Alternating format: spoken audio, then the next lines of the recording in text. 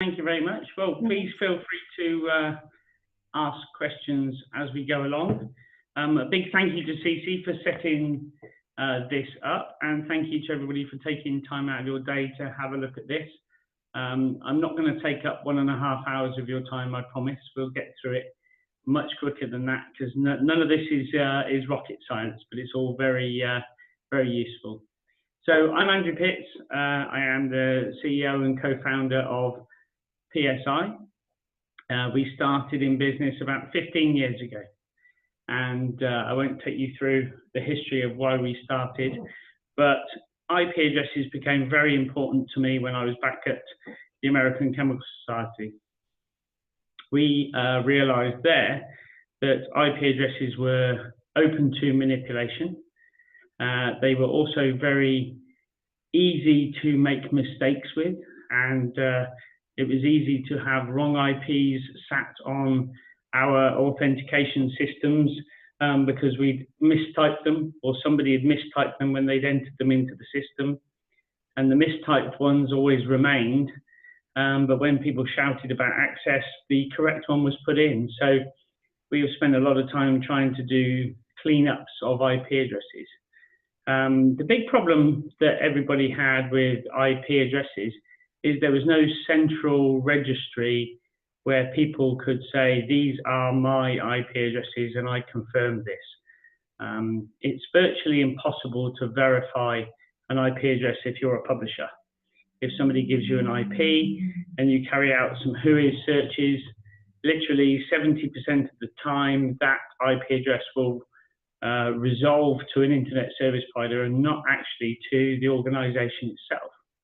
And even if it does resolve to an organization, it's not always correct. So we decided to start the IP-Registry 4.5 years ago, I think. And it has taken us that long to trawl through. I think we have 72,000 customers.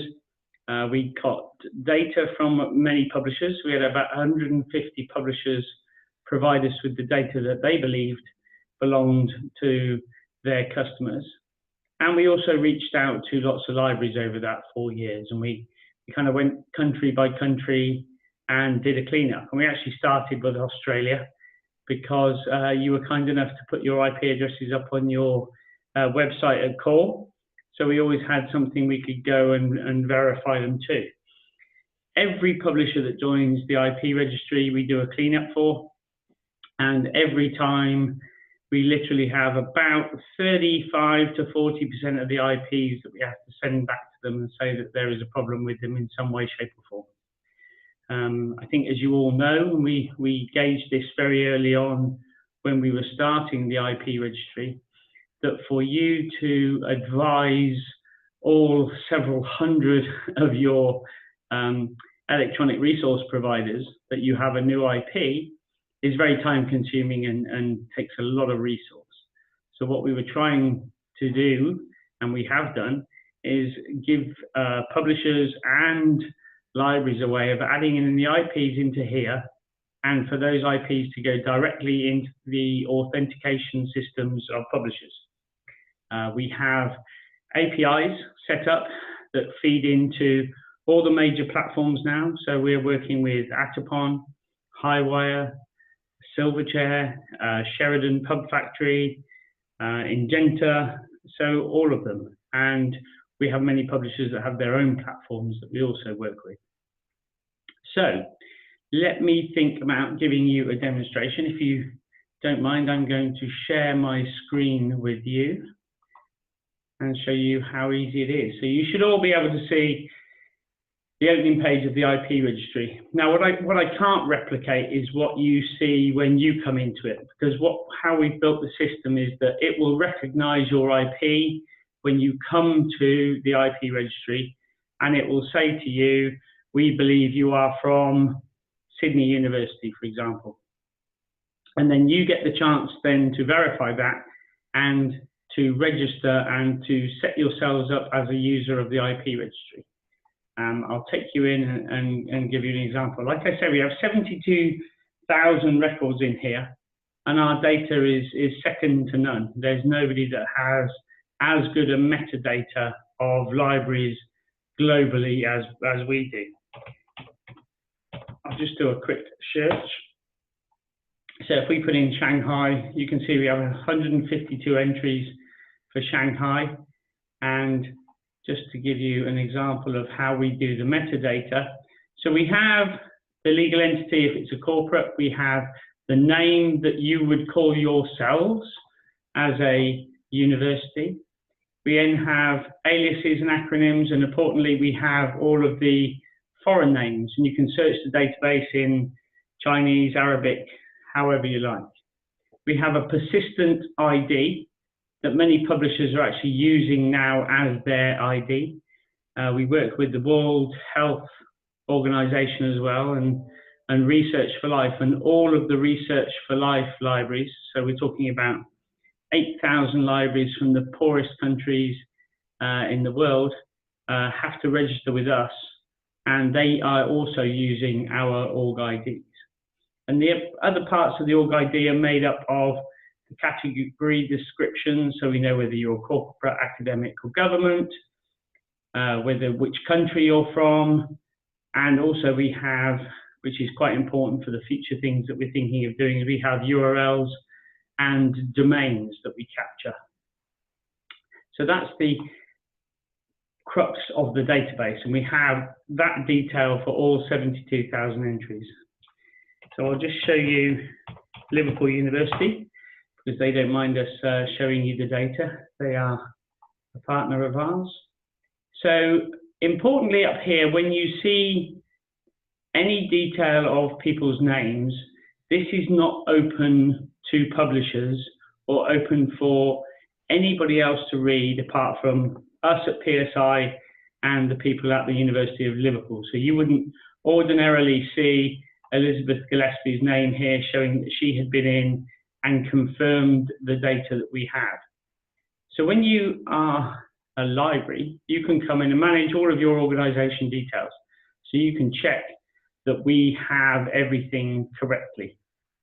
So you can add our URLs, email addresses, telephone numbers, aliases, if you so wish. We have notes. So we know that Liverpool are members of Nestle, and I'll show you an example of one of yours in a bit and show that you are, a member of CALL. We have all the external references that we have, areas of interest you can add in, and then we have the naming parts. You can add parents and children, co-locators if you have them, and affiliations is fairly important. If you have an affiliation, like Liverpool have added Marie Curie Palliative Care Institute, you can add that as well. But the most important part of it for any library is that you can manage your IP address details. So when you come into this, and we urge everybody to please come in and do this and to verify what you have, and I'll explain a little bit more why it's very important, not only to make sure that you have your records correct with the publishers and therefore make sure that you have all of your usage statistics correct, but this is also the whitelist that is used by the publishing industry for the block list. So if your IP addresses are correct in here, you will not be added to our block list. So that's another important piece. So adding organizational IP address is very simple. You just simply click on add, and you can put the start and the end or the CIDR. And then you just click add. And because we have verified you as a user before you come in and we know who you are, we will then verify that, and that will go straight into the authentication system of the publishers that are registered with us. So here, for an example, you can see that Liverpool have 3 IPv4s. They've been in and added their IPv6.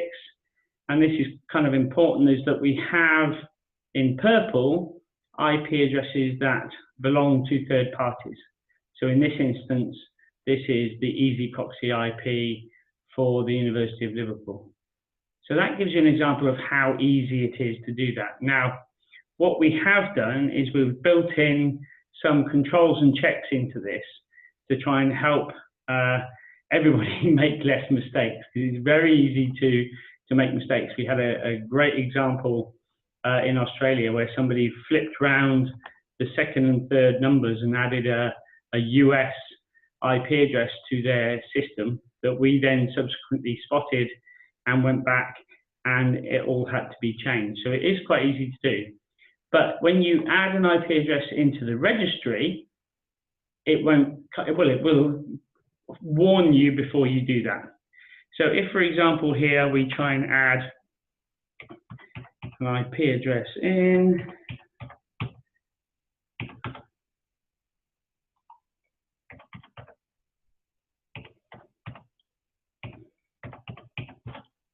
okay, so if I try and add that IP address, you can see not only does it search the database, but it also searches IANA.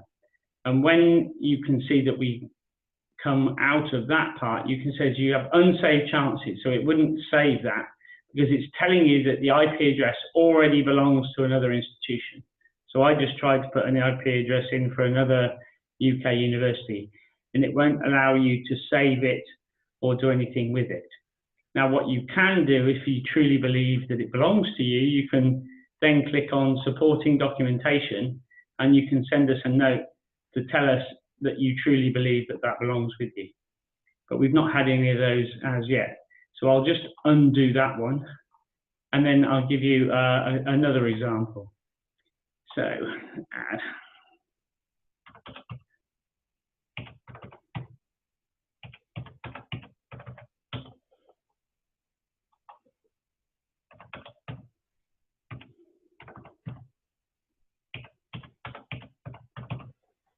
So if we try and add this one, you can see again it's searching, and it comes up with a big red warning saying that this is a foreign IP address that belongs to Innovative Interfaces in the US.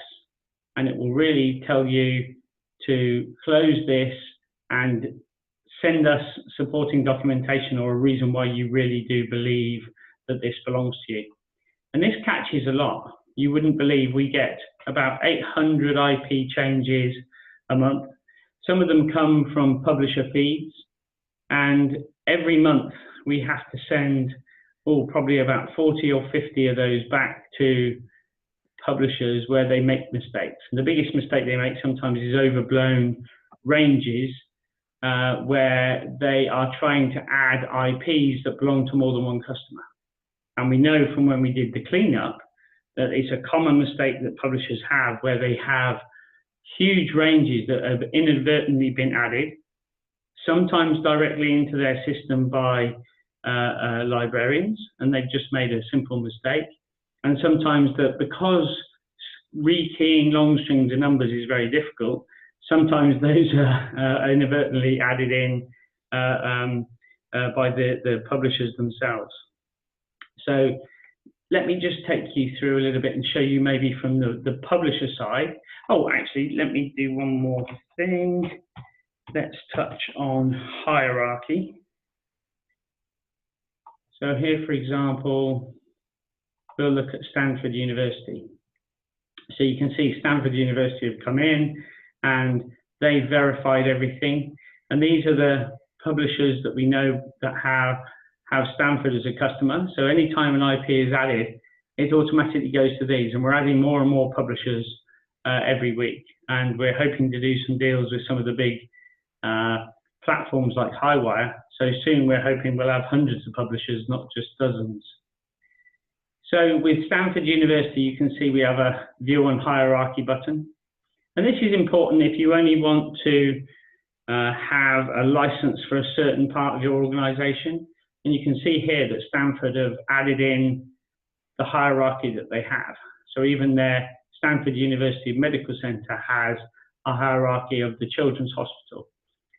So you can dictate to publishers which IPs belong to which parts, or you can tell them it's for the whole university. And I think that's really quite important. We had a question from an Australian university where they had just one IP range that was only for Elsevier.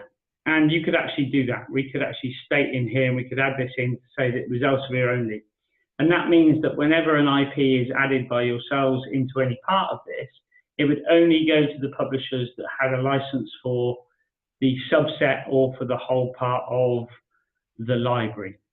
So that's quite important to show you that. There you go, and there's Stanford's IPs all nice and clean down there.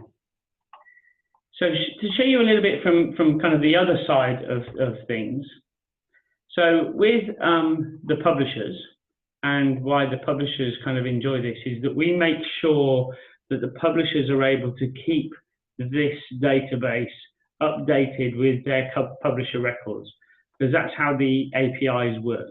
We've got to make sure that we know all of the customers of the publishers, so when you add an IP address in, it gets pushed to the correct people.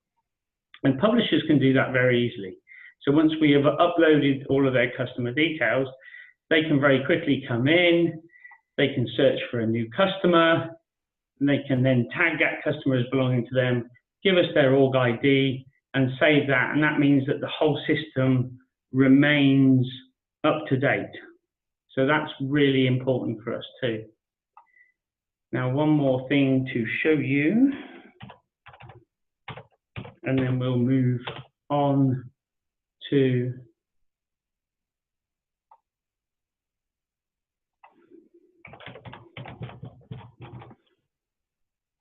so we may as well use one of yours as an example.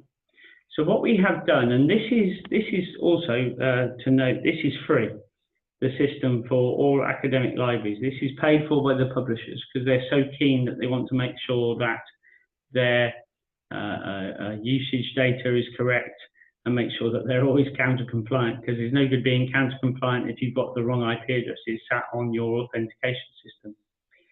But you can see here on the kind of right hand side as you look at it, you can now download our IP intrusion block list and have that ring fenced in your firewalls to try and protect you from some of the bad actors that are out there, some of the people who are trying to hack into your university systems. Sci-Hub is one in particular that is very prevalent, and we'll move on to that now. Now, what I cannot see, because I am sharing my screen, is if anybody's asking any questions. So what I might do is just stop sharing very quickly and go back. No questions I can see. Does anybody have any questions so far on the IP registry?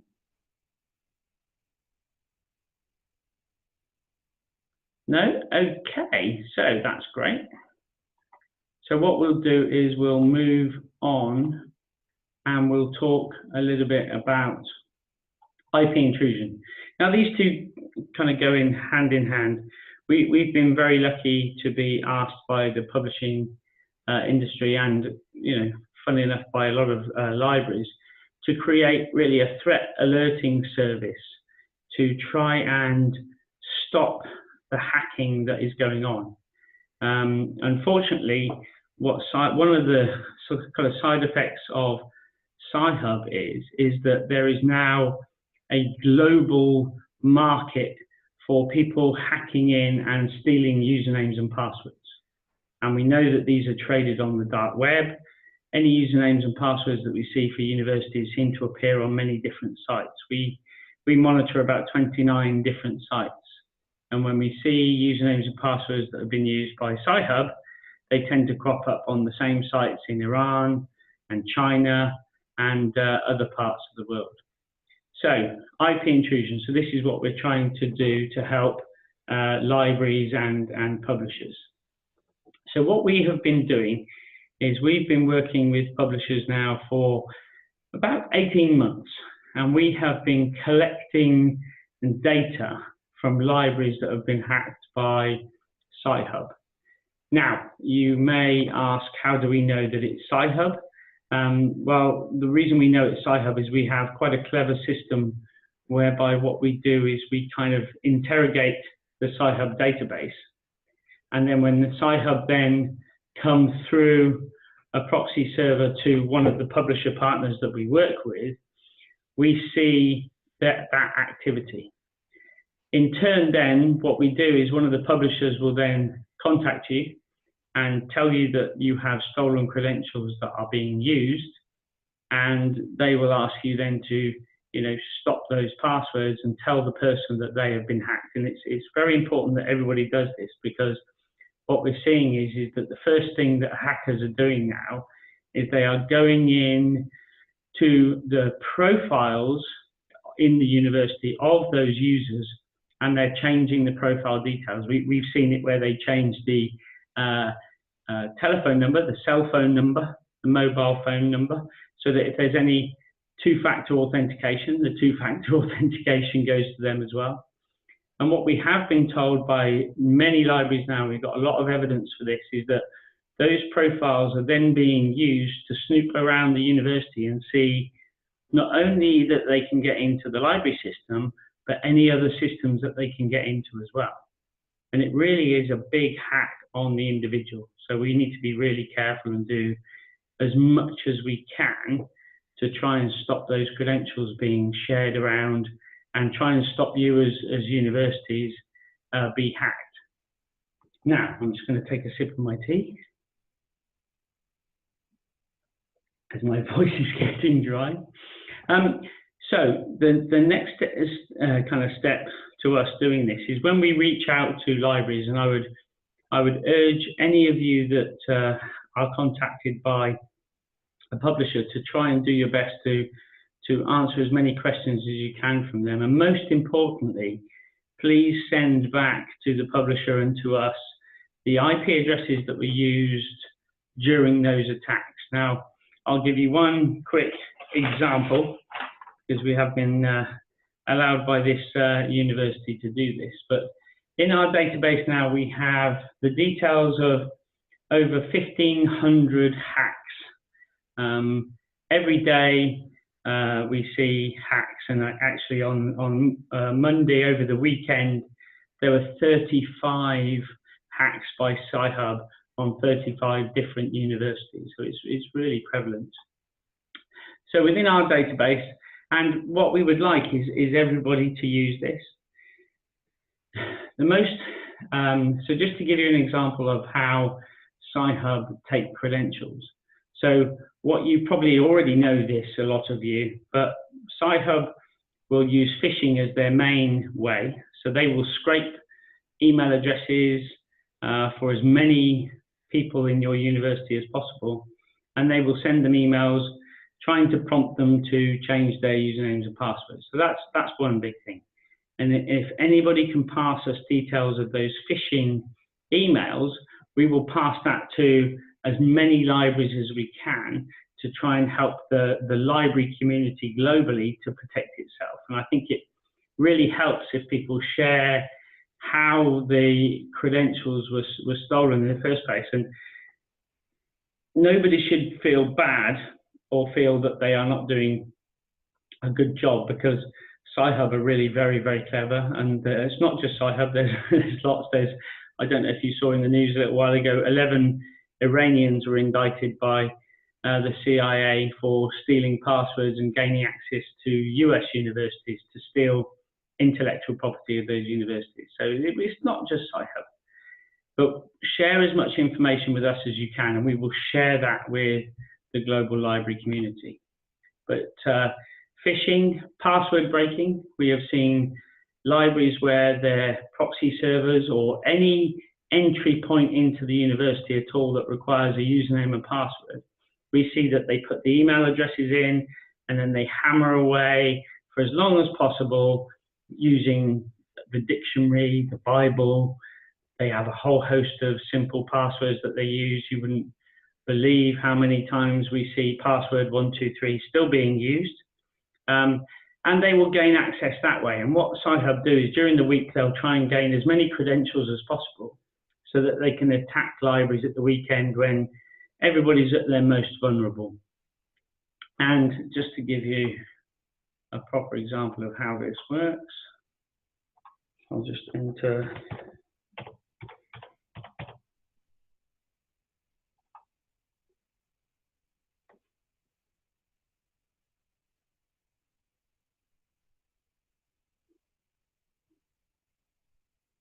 Sorry, we've got so many IPs now in the system, it's a little bit slow, but you can see here at the bottom, and every attack in our database has a unique reference. So at the bottom here, you can see that this one is whitelisted. So this is an IP address of the University of Strasbourg. And like I say, if your IP addresses are correct in the IP registry, you will not be blocked by us, and your IP address will not be pushed out to all publishers on our block list and to all libraries, in fact, as well. So that's very important. So the first time that we knew that a Sci-Hub had gone in, we were alerted and we entered this part into the registry. Now, what happened is the library was urged to cancel the usernames and passwords, well, the passwords, change the passwords, urge people to have stronger passwords, etc., etc. But then the library came back to us and advised us that these were the 8 IP addresses that were used during that attack. And there's 8 different IP addresses here. And if you can see here in the system, those 8 IP addresses are also added in by us individually, and we check the ownership details of those. Now, we know that Sci-Hub are using a service called Quality Network that manages all of their IP addresses. And we know that they have 160 ranges in 57 different countries that they use to attack you as a library. They use so many different ranges to try and confuse the publishers and conceal their identity. So you can see this one belonged to Quality Network in Mexico. This one belonged to the US, and all the US ones are in different states, again, just to confuse. This one again is the US. This one, Quality Network US, Chile, a second one in Chile, and this one is in Vietnam. So during the attack on this library, they used 5 sets of usernames and passwords and 8 distinctly different IP addresses, all resolving to different kind of parts of the world. And even, like I say, the US ones were different. Now, during that attack, it wasn't spotted readily. Just unfortunate that the publishers were not around during that week. I think everybody was away.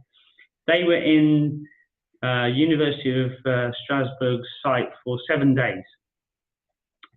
They stole content from 456 different publishers. They made over 200,000 requests for PDFs during that week. And what they do is they're very clever. They know the robot crawling detection levels that people have, platforms and publishers, and they just very systematically go one password to another, slowly taking out content until they've drained and they've taken everything that they need. Now, if you bear in mind, they have a 63 million document database that they've got to feed. It seems that people are expecting them to have the latest versions of all of the science articles as soon as they're published. So it's really important that you feed this back to us. Now, the way the service works is you can, as a library, download this block list, and you may have seen on the listservs, or if you look at the UKSG magazine, the library at UCL in London downloaded our block list. They were the first people, and their library technology cybersecurity people said that they, in that first day, blocked threats that they would not have blocked without having our block list downloaded. So again, it's really important that everybody joins in on this. And for the publishers, we encourage them. They upload all of the attacks they have. We register them. We whitelist any that belong to any of the organizations we have in the IP registry. And then every night via an API, this is pushed down to all of the publishers and any libraries that have set themselves up to receive the API. So again, going kind of to recap, we have the IP registry, which is the kind of the whitelist of IPs, which we hope you'll all come in and sign in and use. I know Core uses Consortium Manager. But really, that's for the consortia deals that you've done, and it's it's very important and it's a great service. But with this, we can push the IP changes out to many, many more publishers than just the ones that you have call deals for. So it's very important, and also very important, please, to make sure that your IPs are up to date. I think they are, because we do check the core website. But I would like it if you all please would go in and have a look to make sure that you're whitelisted correctly.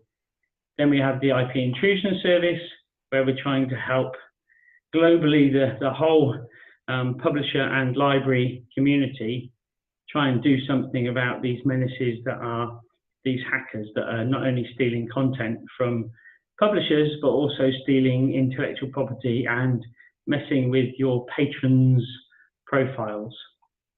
So I'm going to take a pause of breath. I'm going to stop sharing for a moment and have a look and see if I have any questions.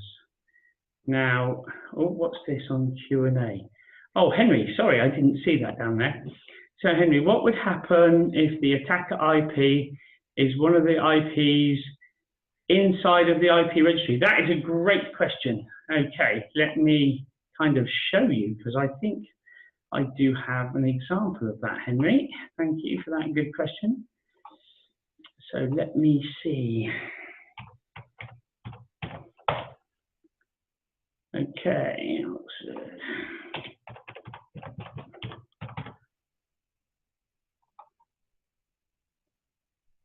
okay, let's see. No, I can't find the example. I'll explain it to you instead, Henry. What you're saying is actually something that Sci-Hub do quite a lot. We call it piggybacking. And we've seen it where they go in to a library with stolen credentials. And what they do is, while they're within that library and that person's profile, they open up a browser, and then they jump and they start searching and using stolen credentials for another library. So it makes it look like they appear to come from another library. But because we have the code and we know that it's Sci-Hub, we're able to detect that and trace it back. And this is all to do with us going to the first library, the library investigating and telling us it's an IP for another library, and then we go to that library until we get to the point where we know where they've broken in. But neither of those libraries, because we whitelist them, were put on our block list. So thank you for the question, Henry. I hope I've answered it properly for you. We've got another one from Daniel. Can the registry data for an organization be maintained by multiple admins? Yes, it can. And again, I can show you an example of that. Let me just share my screen again with you. Sorry for jumping around. But if you look at Stanford University, Stanford, we have several people. So here on the contact says 1, 2, 3, and plus the people that register. We have 4 users actually from Stanford. So yes, we are able to do that.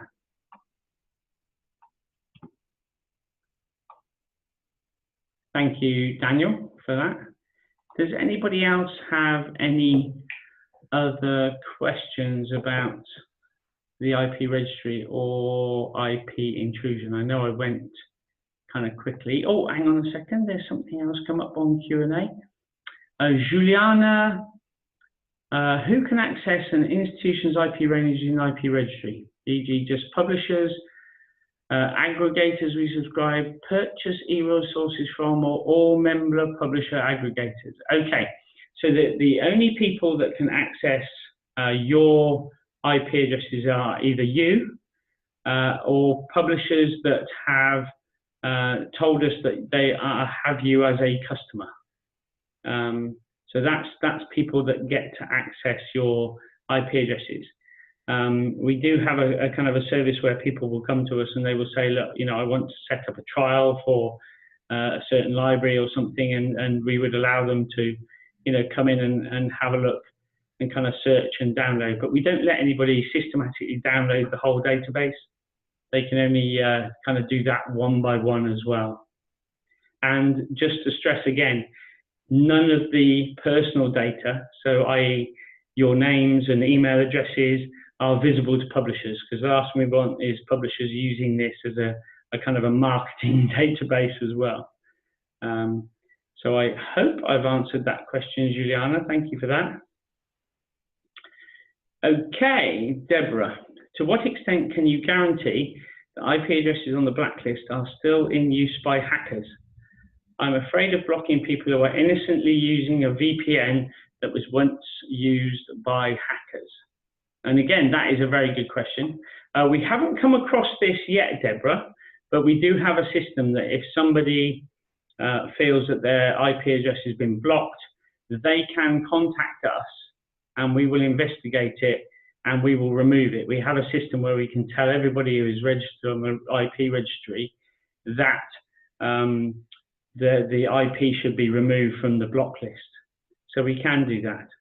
But we do quite a lot of due diligence before we add things into the block list. But we may have it, and I know other people have instances where that's happened, and we would make sure we take it out as soon as we can. I hope that's answered your question, Deborah. Another question from Henry. What are the differences between paid and free services? Do academic library have to pay? No. There's no paid service that an academic library can have. It's free for you to use and update. The block list is also free for you to download. Everything is paid for by the publishers because they're really keen to make this work. So there's no paid service for a library. So I hope that answers your question. So Shane, thanks for providing the service. I was wondering what protection is placed on this service to prevent the details falling into the wrong hands. Again, very good question. So Shane, as you can imagine, I am target number one for our friends in Russia. I've received quite a few threats. I don't know if you saw that when I've posted things and when I wrote my article saying that she wasn't Robin Hood, they named me hashtag the Sheriff of Nottingham, which I thought was actually quite funny. But we have to protect ourselves really carefully, and we actually have a service that is used by MI6 where they come in and they do pen tests and try and break into our service. I could never guarantee that we wouldn't be hacked, but I can assure you that we have spent a lot of money and a lot of time and a lot of effort making sure that nobody can break into the system. After I wrote my article last year, they tried several times because we looked in our logs and we could see that they tried to get in. So again, Shane, I hope that's answered your question. Now I went through those very quickly again, so I do hope I've answered those questions. I'm just gonna, oh, there's one more I think cropped up. Thanks, Shane. Thank you, Juliana. I hope I've said your name correct. I mean, we just urge everybody, because this is a free service for academic libraries, to use it as much as possible. We've spent a long time building this, and we do hope that you'll get a lot of value from it for a very little time that it takes to actually come in and register. You can see that it takes only a couple of minutes to add an IP address into this, and we're getting more and more and more publishers use the service all the time. And as soon as we get all of the platforms to start marketing this, and we have all of the APIs completely finished, built with all the platforms, we're hoping to get hundreds of publishers. Do you have terms and conditions for the use of the sites? Yes, we do, Colin. And when you come in and register, there are, we do prompt you with that, and we do give you our GDPR terms and conditions as well. And bear with me 1 second, because that is a good question, Colin. So yes, terms and conditions. Yeah, there we go. Now, it is a very good question that you ask, Colin, because this was one of the things in the beginning that stopped us getting as many people registering as we wanted to. So we kind of went back and we worked with Stanford, funnily enough, and we worked with Harvard, and we worked with Liverpool in the UK to try and make the registry terms and conditions as amenable as possible, and not make it a barrier to people signing up. So please go through it, but if any of you have any questions, or would like maybe slightly different terms and conditions that we could do on an addendum with you, we're happy to do that. If you go into our users at the moment, we have, as of today, 978 users in the system. So we've got quite a few. So I do hope that we'll have a lot more Australian, New Zealand users after this. Hi, Juliana. Does this mean the days of having IP blocks after a lot of download activity that goes over a publisher's threshold would be over? Is there more leeway for the IP address linked to an institution's easy proxy? Oh, again, a very good question, Juliana. We are working with Atapon and Highwire and the other platforms to try and come up with a system whereby we would try and do our best to stop this type of activity. And in fact, we were only talking to Elsevier the other day, because somebody reported to us that if you're in Science Direct and you do a search, and it will bring up a list of, I think it's 50 or 100 articles. Apparently they have a tick box in the top right-hand corner that says download all. And then you can click next page and you can do the same again. And we had libraries reporting to us saying this is kind of a crazy system, because we then got blocked for systematic downloading, but they're actively encouraging it. So what we hope we can do, and this is a good place for us to be, because we are an independent third party that's trying to work, for everybody here, is that we can then start feeding this back to the publishers to try and help and try and stop some of this threshold blocking as much as possible.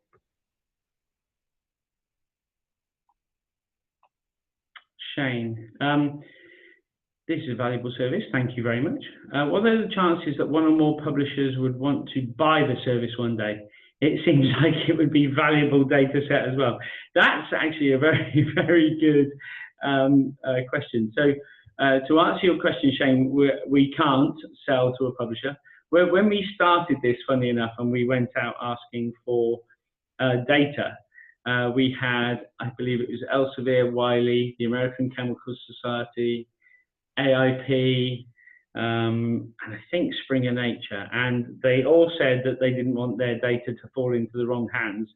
So we have probably about a dozen publishers that have clauses in their licenses with us that say if we were to ever sell to another publisher, they all reserve the right to remove all of their data, and they would actually try and block the sale. So the funny thing about what you say is that because we are an independent third party, we're only valuable, and we're only a good service because all publishers trust us with their data.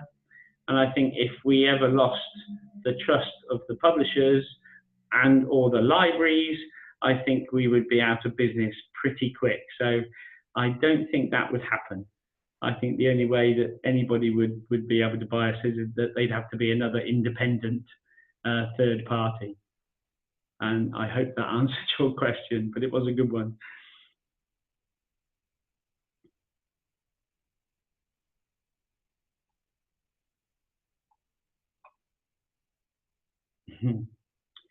I have to say, I do miss coming to Australia.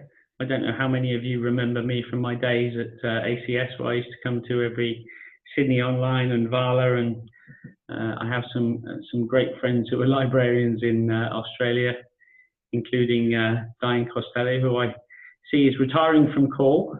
I'm sure you'll all miss her. I still think she's one of the best consortium managers that I ever came across in my 20 years of doing this. So Yeah, hopefully one day I'll get to come down and see you all again. Do we have any more questions on anything?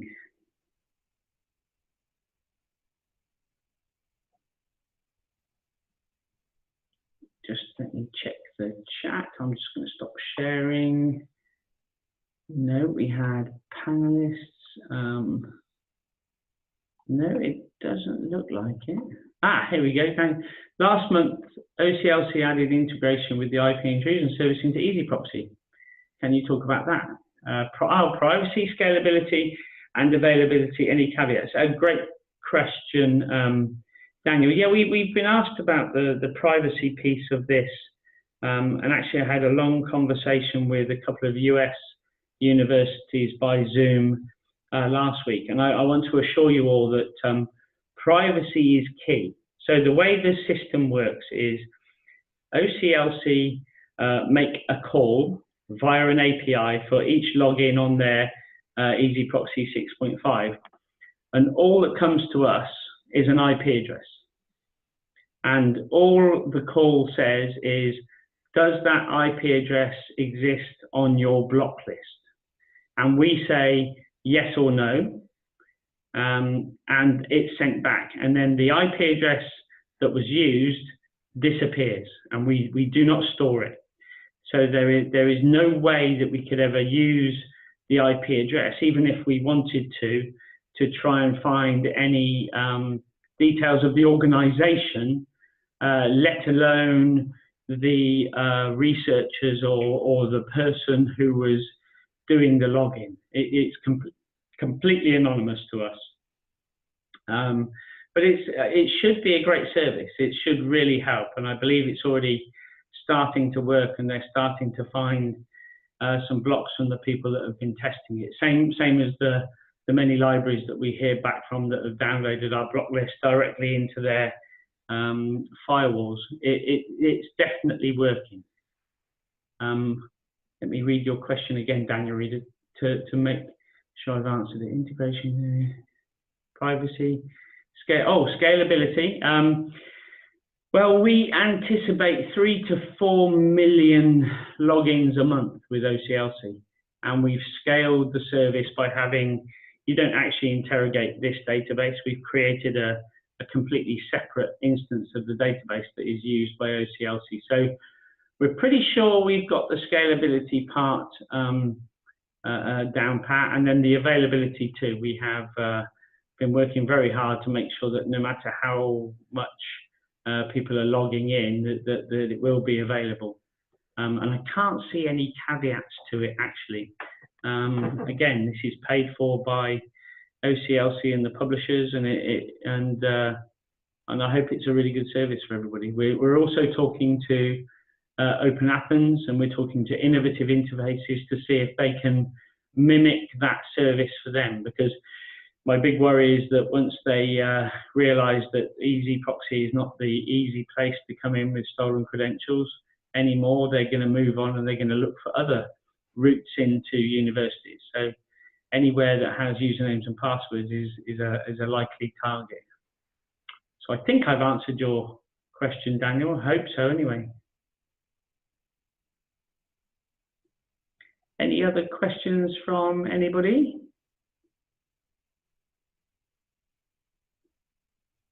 I know sometimes libraries are not very fond of the scholarly kitchen, but I would urge you all to take a look at the article I wrote, because I was kind of prompted and poked a lot by lots of people who like Sci-Hub to release some of the evidence that we have, and that kind of happened, and we had about 87 different comments, I believe, on that article. And it actually ended up being the most read article on Scholarly Kitchen of last year. So it's actually fairly useful. It gives you some background information into what we do and how this service might help you all. So if you search Robin Hood and Scholarly Kitchen Andrew Pitts, you'll have no problem finding it.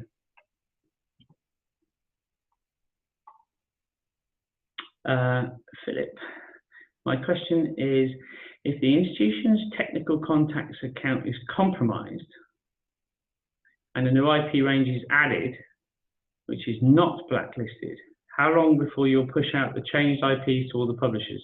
Is there a mechanism to identify compromised account? Okay, let me read that again. So, if an institution's technical contact account is compromised and a new IP is added,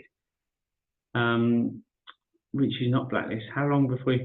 Okay, Philip, I probably didn't explain myself well enough. Any IP address that is added into the system, and Melbourne University will back me up on this, we make thorough checks on those IPs. And if those IPs do not look like they belong, we will be contacting the library immediately and saying to them, are you 100% sure that you want to send this? Now, that is about as much as we can do, but I think it's pretty good. We are very good at doing this. We've done this for 4 years now, and we kind of get a handle on what belongs where. So I'm hoping, Philip, that we would catch it, even if somebody came in with stolen credentials and added an IP address to the library. So we do lots and lots of stringent controls and checks. Oh, thank you, Philip. Good. That's really what sets us apart to a lot of services that have tried to copy what we've done. We spend a lot of time making sure that the data that we've collected and spent 4 years of blood, sweat, and tears collecting, doesn't get dirty. And I think somebody asked earlier about agents. We actually don't allow agents to come in and add to the registry. The only people we allow to come in are libraries, so people that have registered with us. And another part of your question, Philip, is we do check everybody's credentials when they come in, and we search the web and we make sure that those people are correct and they have a correct university email address. We don't allow people to add things in if they have, Google Mail and things like that. So yeah, we do a tremendous amount of controls and checks on this. Hi, Colin. Is the block list dynamic, and how regularly would it need to be reloaded? Oh, very good question, because I don't think I did cover that either. Now, what happens is, Colin, is when you come into the IP-Registry and you download the block list, you download the block list to date, and then the next time you come in, it will say to you, do you want to download the whole block list, or just since the last time that you downloaded? And we do that to try and minimize the volume that you're downloading. So it is dynamic, it changes every day. We get additions in every day. We also add in tour nodes. Also, to try and make your lives easier, we've also added the Paul Butler, the PR Butler block list from Ball State University. So we have that. So it's kind of a one-stop shop for easy proxy block lists as well. And really, you can download the extra whenever it's easy for you to do it. You can do it daily, weekly, monthly, and it's up to you, Colin. Thank you.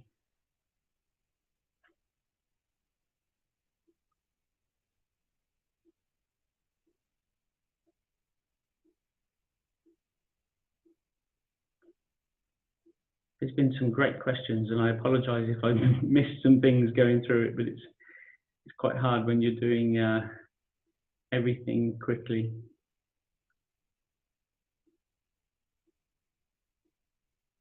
Oh, one more. Hi, Shane. Follow-up presentation to ICT security team.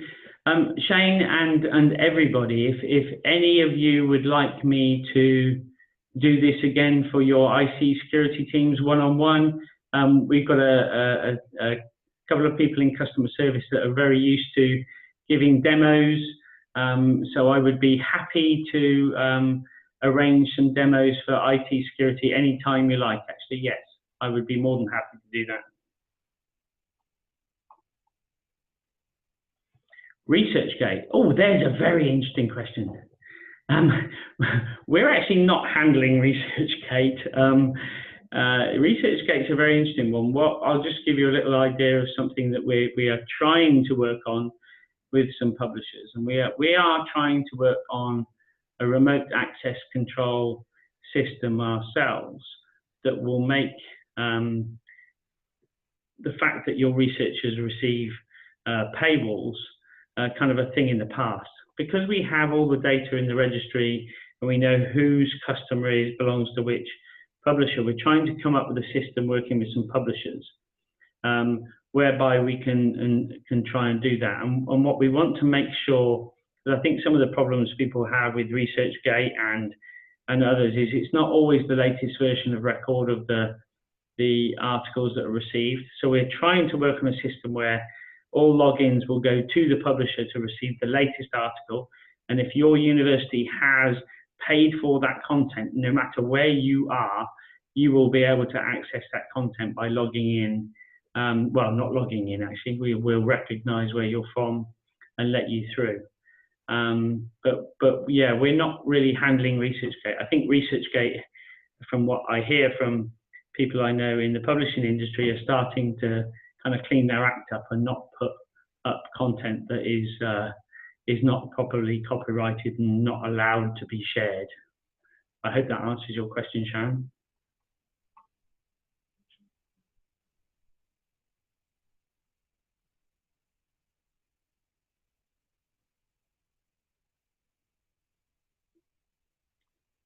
There's been some great questions, I have to say. Thank you all very much. Does anybody have anything further?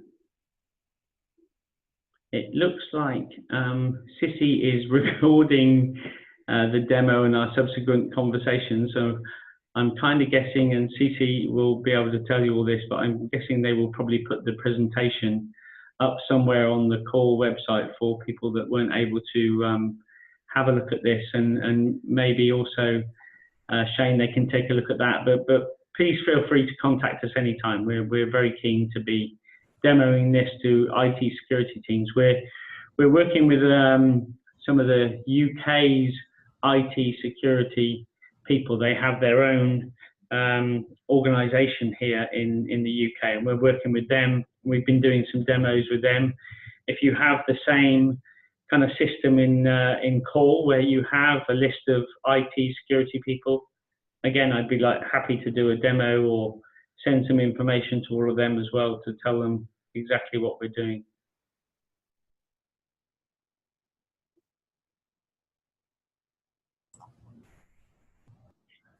I'm hoping everybody's happy, but please again feel free to follow up. My email address is quite simple. It's andrew at IP-Registry.org. So it's very easy. And I'm sure CC will actually send around my contact details to everybody as well. Yep.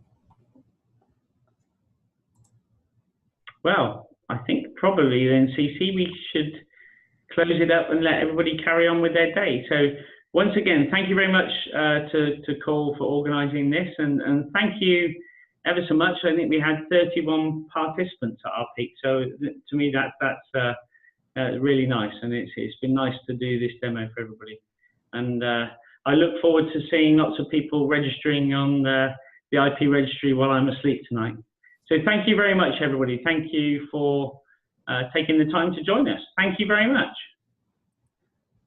Thank you very much, Andrew. We'll see you next time. Thanks a lot. Thank you very much. Thank you.